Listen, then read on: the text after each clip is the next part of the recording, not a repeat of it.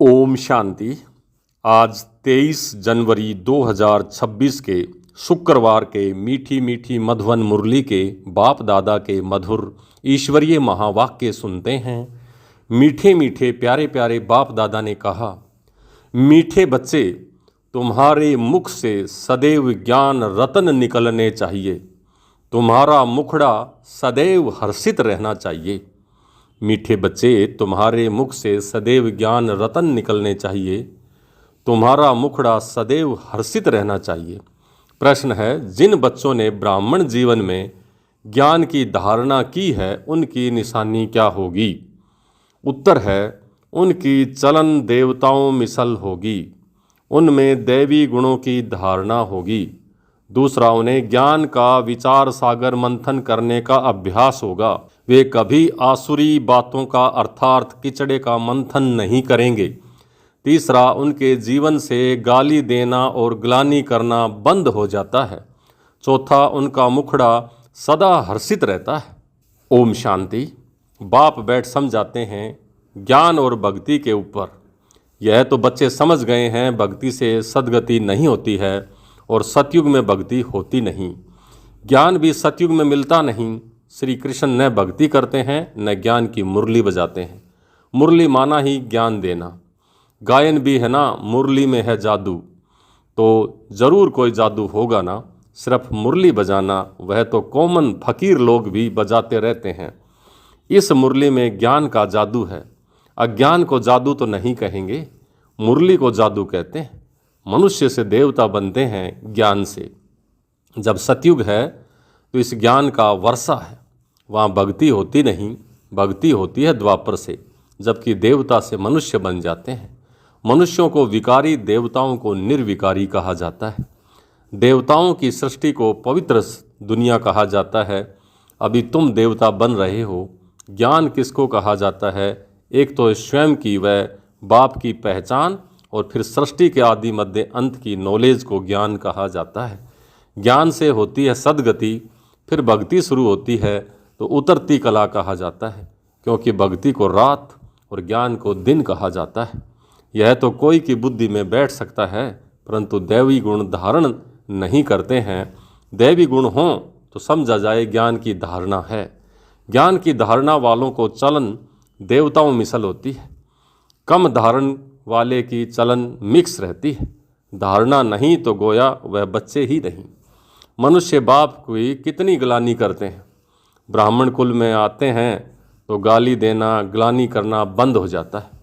तुमको ज्ञान मिलता है, उस पर अपना विचार सागर मंथन करने से अमृत मिलेगा। विचार सागर मंथन ही नहीं करते हैं तो बाकी क्या मंथन होगा? आसुरी विचार, उनसे किचड़ा ही निकलेगा। अभी तुम ईश्वरीय स्टूडेंट हो और जानते हो मनुष्य से देवता बनने की पढ़ाई हम पढ़ रहे हैं। देवताएं यह पढ़ाई नहीं पढ़ाएंगे। देवताओं को कभी ज्ञान का सागर नहीं कहा जाता है।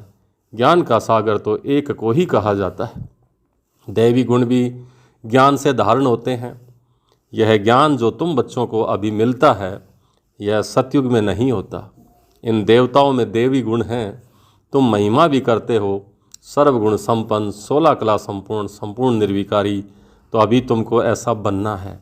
अपने से पूछना चाहिए, हमारे में सब देवताई गुण हैं या कोई आसुरी अवगुण है? अगर आसुरी अवगुण हैं तो उनको निकाल देना चाहिए, तभी देवता कहेंगे, नहीं तो कम दर्जा पा लेंगे। अभी तुम बच्चे दैवी गुण धारण करते हो, बहुत अच्छी अच्छी बातें सुनाते हो। इनको ही कहा जाता है पुरुषोत्तम संगम युग। जबकि तुम पुरुषोत्तम बन रहे हो तो वातावरण भी बहुत अच्छा होना चाहिए। मुख से कोई भी छी बात ना निकले, नहीं तो कहा जाएगा यह कम दर्जे का है। बोल चाल और वातावरण से झट पता पड़ जाता है। तुम्हारा मुखड़ा सदैव हर्षित होना चाहिए, नहीं तो उनमें ज्ञान नहीं कहा जाएगा। मुख से सदैव रतन निकलें। यह लक्ष्मी नारायण देखो कितने हर्षित मुख हैं। इन्हों की आत्मा ने ज्ञान रतन धारण किए थे ना। मुख से सदैव ज्ञान रतन निकलते हैं। रतन ही सुनते सुनाते कितनी खुशी रहती है। ज्ञान रतन जो अभी तुम लेते हो, फिर वे सभी हीरे जवाहरात बन जाते हैं। 9 रत्नों की माला कोई हीरो जवाहरातों की नहीं है, इन ज्ञान रत्नों की माला है। मनुष्य लोग फिर वह रतन समझ अंगूठियों आदि पहन लेते हैं। इन ज्ञान रत्नों की माला पुरुषोत्तम संगम युग पर पड़ती है। यह रतन ही तुमको भविष्य 21 जन्मों के लिए माला माल बनाते हैं। इनको कोई लूट न सके। यहाँ तुम यह हीरे जवाहरात पहनो तो झट कोई लूट ले जाए। तो अपने को बहुत बहुत समझदार बनाना है, आसुरी अवगुणों को निकालना है। आसुरी अवगुणों से शकल ही ऐसी हो जाती है, क्रोध में लाल लाल तांबे जैसी शकल हो जाती है। काम विकार वाले तो काले बन जाते हैं। तो बच्चों को हर बात में विचार सागर मंथन करना चाहिए। यह पढ़ाई है ही बहुत धन पाने की, वह पढ़ाई कोई रतन थोड़े ही हैं। हाँ, नॉलेज पढ़ कर के बड़ा पोजीशन पा लेते हैं तो पढ़ाई काम आई ना कि पैसा। पढ़ाई ही धन है। यह है हद का धन, फिर यह है बेहद का धन, तो हैं दोनों पढ़ाई। अभी तुम समझते हो बाप हमको पढ़ाकर विश्व का मालिक बना देते हैं। वह अल्पकाल क्षण भंगुर की पढ़ाई है, एक जन्म के लिए है, फिर दूसरे जन्म में नए सिरे से पढ़ना पड़े। वहाँ धन के लिए पढ़ाई की दरकार नहीं, वहाँ तो अभी के पुरुषार्थ से अकिचार अथाह धन मिल जाता है। धन अविनाशी बन जाता है। देवताओं के पास धन बहुत था, फिर जब भक्ति मार्ग अर्थात रावण राज्य में आए तो कितना था, कितने मंदिर बनाए हुए हैं। फिर आकर के मुसलमान आदियों ने लूटा, कितने धनवान थे। आज की पढ़ाई से इतना धनवान कोई बन नहीं सकता। तुम अभी जानते हो हम इतनी ऊंची पढ़ाई पढ़ते हैं जिससे ये देवी देवता बनते हैं, तो पढ़ाई से देखो मनुष्य क्या बन जाते हैं, गरीब से साहूकार। अभी भारत भी कितना गरीब है। साहूकारों की तो फुर्सत ही नहीं है, अपना अहंकार रहता है, मैं फलाना हूँ। इसमें अहंकार आदि मिट जाना चाहिए। हम आत्मा हैं, आत्मा के पास तो धन दौलत हीरे जवाहरात आदि कुछ भी नहीं है। बाप भी कहते हैं देह सहित सब संबंध छोड़ो। आत्मा शरीर छोड़ती है तो साहूकारी आदि सब खत्म हो जाती है।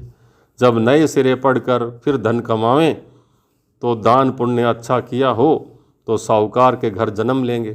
कहते हैं ना, पास्ट के कर्मों का फल है। नॉलेज का दान किया होगा, वह कॉलेज धर्मशाला आदि बनाई हैं तो उसका फल मिलता है, परंतु अल्पकाल के लिए। यह दान पुण्य भी यहाँ किया जाता है, सतयुग में नहीं किया जाता है। सतयुग में अच्छे ही कर्म होते हैं क्योंकि अभी का वर्षा मिला हुआ है। वहाँ कोई का भी विक्रम होता नहीं है क्योंकि रावण ही नहीं है। गरीबों का भी विक्रम नहीं बनेगा। यहाँ तो साहूकारों के भी विक्रम बनते हैं, तब तो वह बीमारियाँ आदि दुख होते हैं। वहाँ विकार में जाते ही नहीं हैं तो विक्रम कैसे बनेंगे। सारा दारमदार कर्मों पर है। यह माया रावण का राज्य है। जो मनुष्य विकारी बन जाते हैं, बाप आकर पढ़ाते हैं निर्विकारी बनाने के लिए। बाप निर्विकारी बनाते हैं, माया फिर विकारी बना देती है। तो रामवंशी और रावणवंशी की युद्ध चलती है। तुम बाप के बच्चे हो, वह रावण के बच्चे हैं। कितने अच्छे अच्छे बच्चे माया से हार खा लेते हैं। माया बड़ी प्रबल है, फिर भी उम्मीद रखते हैं। अधम से अधम बिल्कुल पतित का भी उद्धार करना होता है ना। तो बाप का तो सारे विश्व का उद्धार करना होता है। बहुत गिरते हैं, एकदम चट खाते में अधम से अधम बन जाते हैं। ऐसे का भी बाप उद्धार करते हैं। अधम तो सब हैं रावण राज्य में, परंतु बाप बचाते हैं, फिर भी गिरते रहते हैं तो बहुत अधम बन जाते हैं। उनका फिर इतना चढ़ना नहीं होता है। वह अधमपना अंदर खाता रहता है। जैसे तुम कहते हो अंतकाल कोई स्त्री सिमरे, अंतकाल कोई पुत्र सिमरे, उनकी बुद्धि में यह अधमपना ही आता रहेगा। तो बाप बैठ बच्चों को समझाते हैं, कलप कलप तुम ही देवता बनते हो, जानवर बनेंगे क्या, मनुष्य ही तो बनते हैं और समझते हैं। इन लक्ष्मी नारायण को भी नाक कान आदि है ना, तो मनुष्य ही है ना, परंतु दैवी गुण वाले हैं, इसलिए इनको देवता कहा जाता है। यह ऐसा सुंदर देवता कैसे बनते हैं, फिर कैसे गिरते हैं, इस चक्र को तुमने समझा, तुमको मालूम पड़ गया है। जो विचार सागर मंथन करते होंगे उनको धारणा भी अच्छी होगी। विचार सागर मंथन ही नहीं करते हैं तो फिर बुद्धू बन पड़ते हैं। मुरली चलाने वाले का विचार सागर मंथन चलता रहेगा। इस टॉपिक पर यह समझाना है। ऑटोमेटिक विचार सागर मंथन चलता है। फलाने आने वाले हैं, उन्हों को भी उल्लास से समझाएंगे। हो सकता है कुछ समझ जाएं, भाग्य पर है। कोई झट निश्चय करेंगे, कोई नहीं करेंगे, लेकिन उम्मीद रखी जाती है। अभी नहीं तो आगे चल करके समझेंगे, समझेंगे ज़रूर। तो उम्मीद तो रखनी चाहिए ना। उम्मीद रखना माना सर्विस का शौक़ है, थकना नहीं है। बल कोई पढ़कर फिर अधम बना है, आता है तो ज़रूर उनको विजिटिंग रूम में बिठाएंगे। वो कहेंगे चले जाओ, बिठाएंगे तो सही ना। ज़रूर पूछेंगे अब इतने दिन क्यों नहीं आए, कहेंगे माया से हार खा ली। ऐसे ढेर आते हैं, समझते हैं ज्ञान बहुत अच्छा था परंतु माया ने हरा दिया। स्मृति तो रहती है ना, भक्ति में तो हारने और जीतने की बात ही नहीं रहती है। यह नॉलेज धारण करने की है। अभी तुम बाप द्वारा सच्ची गीता सुनते हो, जिससे देवता बन जाते हो। बिगर ब्राह्मण बने देवता बन नहीं सकते। क्रिश्चियन, पारसी, मुसलमानों में ब्राह्मण होते ही नहीं। यह सब बातें अभी तुम समझते हो, तुम जानते हो। अलफ की याद करना है, अलफ शिव बाबा को याद करना है। अलफ को याद करने से ही बादशाही मिलती है। जब भी तुमको कोई मिले बोलो अलफ अल्लाह को याद करो। अलफ को ही ऊंच कहा जाता है। अंगुली से अलफ का इशारा करते हैं ना। अलफ को एक भी कहा जाता है। एक ही भगवान है, बाकी तो सब हैं बच्चे। बाप तो सदैव अलफ ही रहते हैं। बादशाही करते नहीं हैं, ज्ञान ही देते हैं। अपना बच्चा भी बनाते हैं, तो बच्चों को कितनी खुशी में रहना चाहिए। बाबा हमारी कितनी सेवा करते हैं, हमको विश्व का मालिक बनाते हैं, फिर खुद उस नई पवित्र दुनिया में आते ही नहीं हैं। पावन दुनिया में उनको कोई बुलाते भी नहीं हैं, पतित ही बुलाते हैं। पावन दुनिया में वो क्या आकर करेंगे, उनका नाम ही है पतित पावन। तो पुरानी दुनिया को नया बनाना यही उनकी ड्यूटी है। बाप का नाम है शिव और शालिग्राम बच्चों को कहा जाता है, उनकी पूजा होती है। शिव बाबा कहकर सब याद करते हैं। दूसरा ब्रह्मा को भी बाबा कहते हैं, प्रजापिता ब्रह्मा कहते हैं। तो बहुत हैं परंतु उनको यथार्थ रीति जानते नहीं हैं। ब्रह्मा किसका बच्चा है, तुम कहेंगे परमपिता परमात्मा शिव ने उनको अडॉप्ट किया है। यह तो शरीरधारी है ना। ईश्वर की औलाद सब आत्माएं हैं। सब आत्माओं को अपना अपना शरीर है, अपना अपना पार्ट मिला हुआ है जो उनको बजाना ही है। यह परंपरा से चला आता है। अनादि अर्थात उनका आदि मध्य अंत नहीं। मनुष्य सुनते हैं एंड होती है तो फिर मुझते हैं कि फिर बनेंगे कैसे। बाप समझाते हैं यह अनादि है, कब बने हैं यह पूछने का नहीं रहता है। प्रलय तो होती ही नहीं, यह भी गपोड़ा लगा दिया है। थोड़े मनुष्य हो जाते हैं इसलिए कहा जाता है जैसे प्रलय हो गई। प्रलय का अर्थ एक भी ना बचे, लेकिन थोड़े बचते हैं ना। बाबा में जो ज्ञान है वह अभी ही इमर्ज होता है। इनके लिए ही कहते हैं सारा सागर शाही बनाओ, जंगल को कलम बनाओ। तो भी बाबा की महिमा ख़त्म नहीं हो सकती, तो भी अब ज्ञान पूरा नहीं होगा। तो बाप कहते हैं कि बच्चे मन मना भव। अच्छा मीठे मीठे सिक्ल दे बच्चों प्रति माता पिता बाप दादा का याद प्यार और गुड मॉर्निंग। रूहानी बाप की रूहानी बच्चों को नमस्ते। हम रूहानी बच्चों की रूहानी बाप दादा को याद प्यार, गुड मॉर्निंग और नमस्ते। नमस्ते मीठे बाबा, बहुत बहुत शुक्रिया आपका। धारणा के लिए मुख्य सार पहला, अपने हर्षित मुख मुखड़े से बाप का नाम वाला करना है।